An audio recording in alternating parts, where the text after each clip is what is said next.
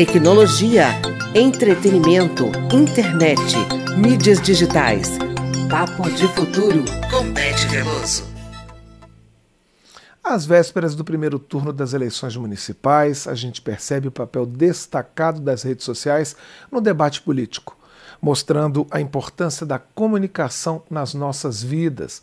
Que balanço nós podemos fazer até o momento dessa campanha local na era da internet? A democracia vai ser fortalecida, Beth Veloso, ou ainda precisamos aprimorar o uso político da mídia? Ou seja, que lição podem tirar os futuros eleitos, agora em 2024, já pensando nas eleições gerais de 2026? Bom dia, Beth Veloso, jornalista, consultora aqui da Câmara, sempre com a gente às terças-feiras. Bom dia, Cláudio. Bom dia quem nos acompanha também. Olha, Cláudio, são coisas diferentes e complexas. A gente tem 3 questões que a gente pode colocar. Primeiro, a discussão do papel das redes sociais nesse debate dos problemas locais, das questões que mais afligem as pessoas, que perturbam o brasileiro. A segunda questão é como as mídias podem aproximar o público dos candidatos, enfim, dos recém-eleitos que a gente vai ter aí muito brevemente. E a terceira questão é como que as mídias sociais podem ajudar esses candidatos e futuros eleitos a passarem a sua mensagem, a legislar, a trabalhar melhor em prol do interesse público. Para mim, Cláudio, o mais marcante nessa eleição, isso está sendo dito o tempo todo, é justamente como o potencial dessas novas mídias está sendo desperdiçado em debates muito acalorados que estão passando um pouco longe do que a gente entende de uma discussão mais democrática e cidadã. Os candidatos, eles estão sendo tratados. Por que eu estou falando isso? De uma maneira de popstar, como se eles fossem mais influenciadores.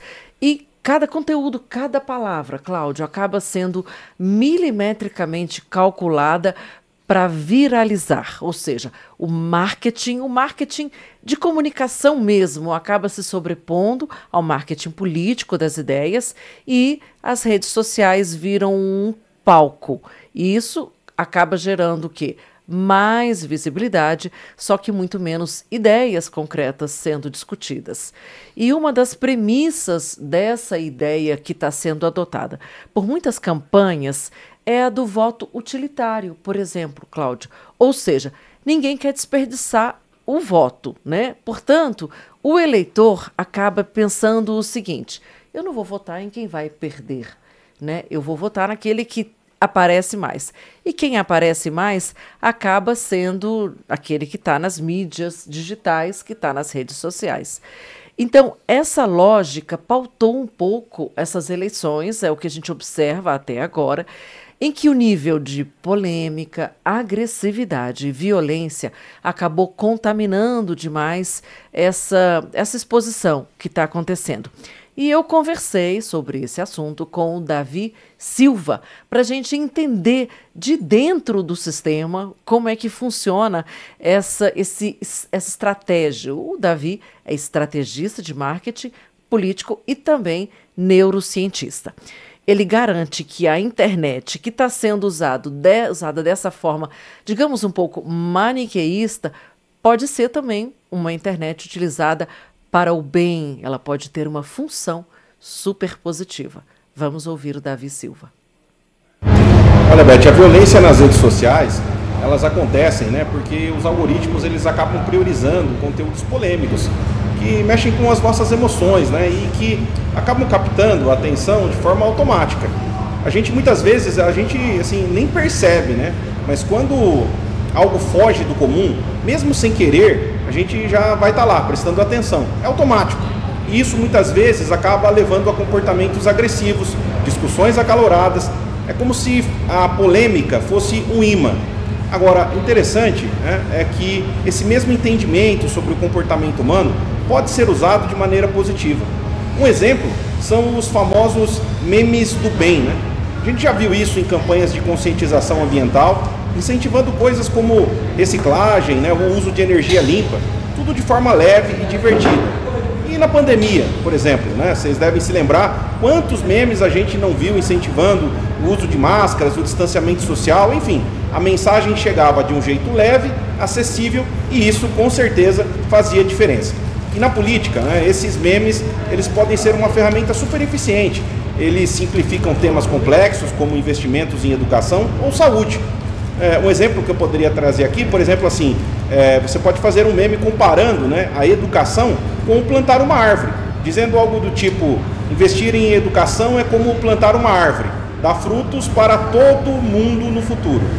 E pronto, a mensagem já fica clara e fácil de entender, além de abrir espaço para um debate mais saudável e construtivo. Beth, já se sabe qual é o impacto dessas campanhas eleitorais de baixo nível, de baixa qualidade, que acabam não discutindo propostas ou temas relevantes para a sociedade? Esse tipo de estratégia, ele realmente engaja o eleitor ou ele pode virar um tiro pela culatra? Cláudio, essa pergunta vale ouro. A gente vai ter uma resposta em breve. As urnas são muito sábias e elas não mentem. A razão para que a gente não consiga validar isso agora é porque a resposta parece super óbvia, Cláudio, mas ela não é. Por exemplo, ser popular, a gente sabe disso desde a mais tenra infância, não significa você ser adorado, não significa as pessoas gostarem de você. Então, uma eleição, ela não é ganha no grito, né? Assim como a gente não faz um mandato político decente só em rede social. A gente não governa dentro de uma mídia, a gente governa dentro de um parlamento, né? Num púlpito, em reuniões, em debates, né? Em votações.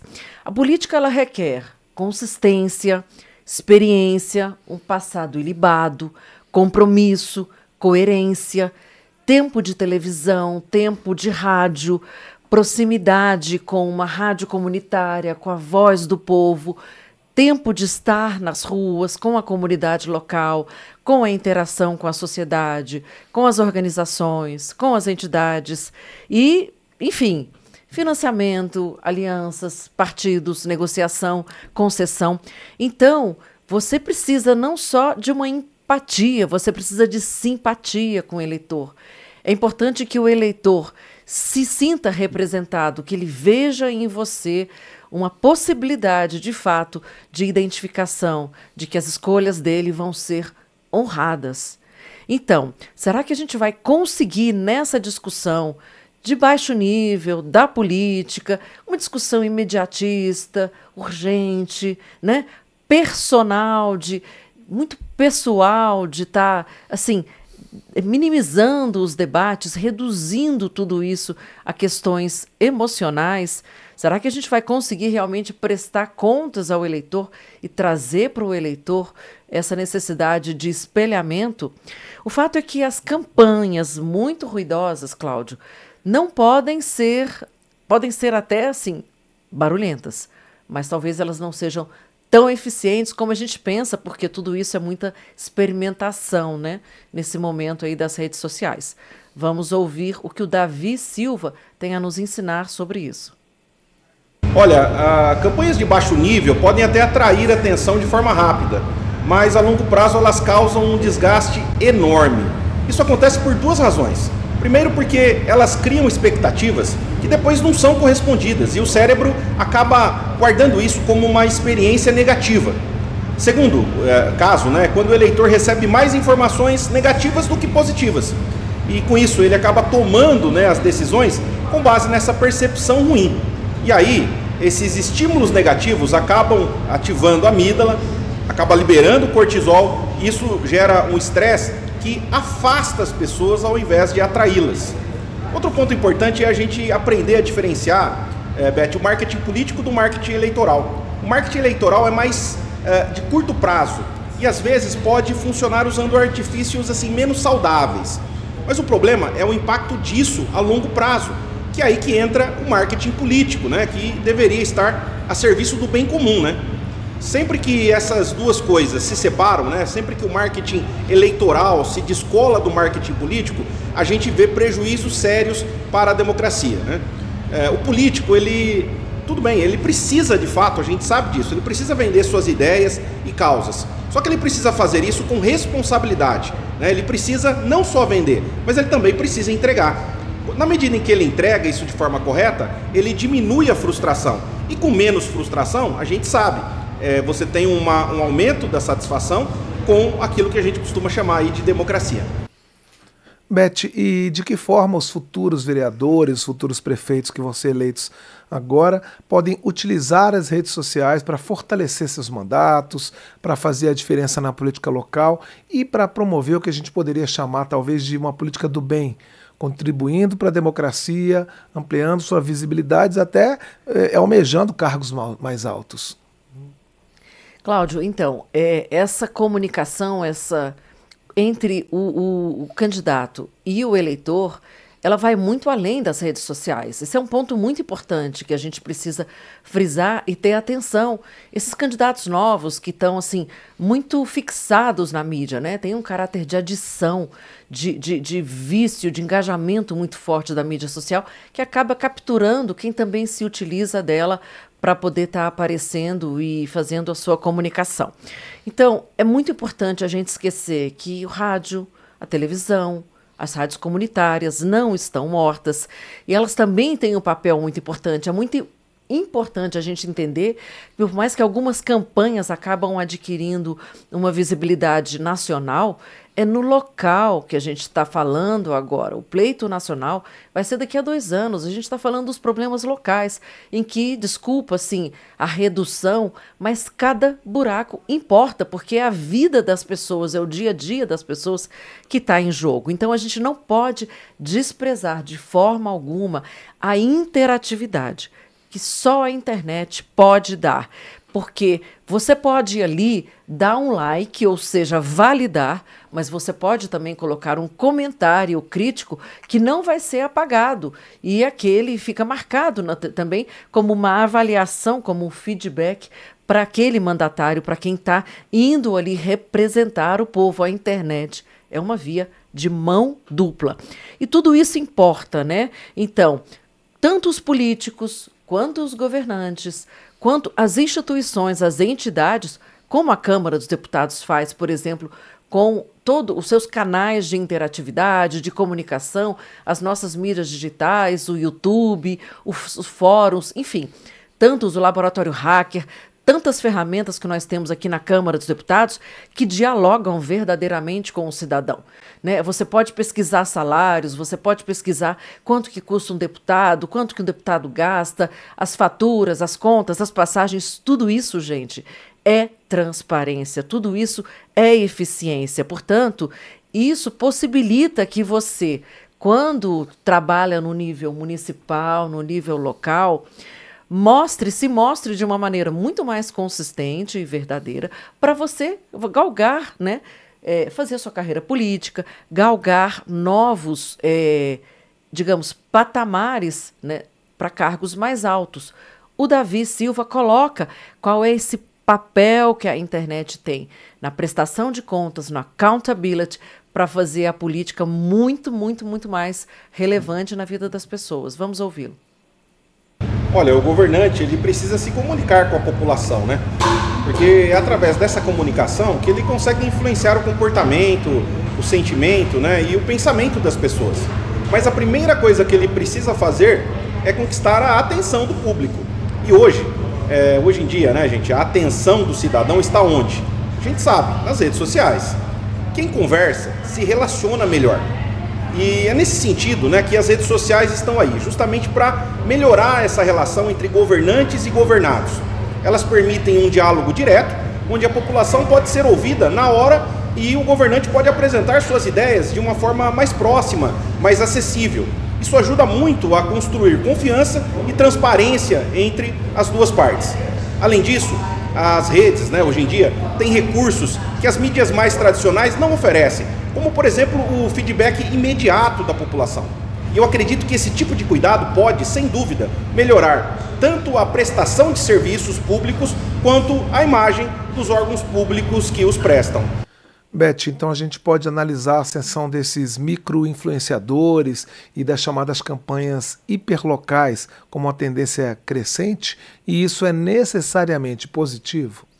Cláudio, eu diria que, assim como a gente não pode dizer que a televisão substituiu a internet, e esse fenômeno é observável porque a gente teve um impacto grande, né, da propaganda no rádio e na TV na disputa pela Prefeitura de São Paulo, fazendo subir, né, a pontuação, o ranqueamento de candidatos que tiveram mais participação, mais visibilidade nessa mídia eletrônica. É importante a gente entender também que a presença digital, seja na eleição, seja no exercício do mandato, já pensando ali no dia seguinte da eleição, precisa ser equilibrada com ações concretas, né, com a presença efetiva na agenda política, que é uma coisa que a gente observa aqui na Câmara dos Deputados também. Às vezes há um esvaziamento dos candidatos que se preocupam mais com a rede social do que realmente em estar aqui no dia a dia participando das atividades e da agenda política. Os políticos que se ausentam dos seus gabinetes precisam pensar, né, que seguir uma jornada exclusivamente de influenciador de redes digitais pode ter, né, um impacto negativo na sua carreira política, porque mídia é mídia, né? Então são escolhas a serem feitas. A política, ela é feita ainda do modo tradicional, por mais que a tecnologia esteja aí, seja forte e imperativa. Quando a gente assume a missão, Cláudia, eu acredito, de consertar os problemas do país, né? Então é preciso realmente dar o melhor de si. E não há como você se dedicar sem uma presença efetiva, né, de uma maneira virtual. Isso não existe, por mais que o virtual e o real se confundam, né, mas a gente realmente só interage quando a gente está aqui no olho. E construir essa confiança, né, do eleitor, esse é o conselho que fica do Davi Silva, né, e do Papo de Futuro de hoje. A confiança é relacionada, né, ela é construída a partir do olho no olho. Essa é a gênese da atividade política, é ali o aperto de mão. Você gosta do Papo de Futuro? Então envie sua sugestão de tema, sua crítica, seu comentário para o WhatsApp da Rádio Câmara, 61 99978 9080. Você pode usar também o e-mail papodefuturo@câmara.leg.br. Beth Veloso, muito obrigado mais uma vez pela sua participação aqui no painel eletrônico.